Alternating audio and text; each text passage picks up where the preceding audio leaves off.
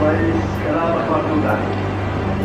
المملكة العربية السعودية واجهة، المملكة العربية السعودية مسلمة، المملكة العربية السعودية ليست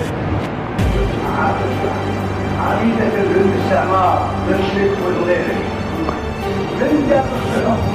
من جاب الخلق؟ غير صحيح، من جاب الخلق؟ لكن لا تتكلم ولا تتمرر بأشياء مالك فيها لا حق ولا نصيب، والإثم هو أمامك والقبر والقدام. In the early 70s, OPEC didn't like what we were doing in Israel. Same old story. And so they cut off our oil supplies. So some of you will remember these long lines at the gas station.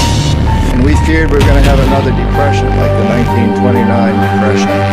And so the U.S. Treasury Department came to me and other economic hitmen and said, listen, you know, we can't allow OPEC to blackmail us anymore. You guys got to come up with a plan so this will never happen again. We knew that that plan had to involve Saudi Arabia because it had more oil than anybody else. The deal we finally struck with the House of Saud was a deal whereby they would return almost all the money they made from selling oil to the United States invested in U.S. government securities. The U.S. Treasury Department would use the interest from those securities, which over the years has amounted to trillions of dollars, to hire U.S.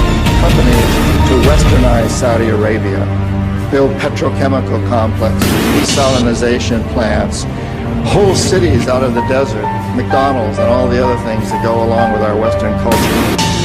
The House of Saud would also agree to keep the price of oil within limits acceptable to the oil companies, possibly not acceptable to you and me, but acceptable to the oil companies. And this is very, very important. They agree that they would never ever sell oil for anything other than U.S. dollars. It was an amazing deal, the deal of the century. It was history-making, incredibly powerful deal that we struck with Saudi Arabia. You have to remember that Middle Eastern oil is the oil that's used by a great deal of Europe, and China, and Japan. If we control Middle Eastern oil, we control our biggest potential competitors, Japan, China, Europe. العرب في الخليج وفي أمريكا. أخ حمد أهنيك بتوليك رئاسة القمة، وبهذه المناسبة أقول لأخي عبد الله يعني 6 سنوات وأنت هارب وخايف من المواجهة، أريد أن أطمنك ما تخاف، بس بيقولك بعد 6 سنوات ثبت إنك أنت اللي الكذب وراك والقبر قدامك، وانت هو اللي صنعتك بريطانيا وحاميتك امريكا، ولولاها ما تجلس في هذا المقعد. لكن انا عفوت عليك من اجل شيخوختك ومن اجل صحتك ومن اجل اخي حمد، ومن احترام للامه، واعتبر المشكل الشخصي اللي بيني وبينك قد انتهى، وانا المشكل اللي بيني وبينك قد انتهى، وانا مستعد لزيارتك وانك انت تزورني.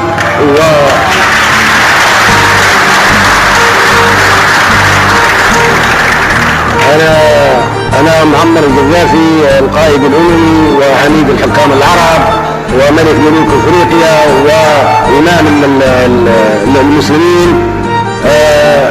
مكانتي العالمية ما تسمح لي اني ننزل لاي مستوى اخر، وشكرا.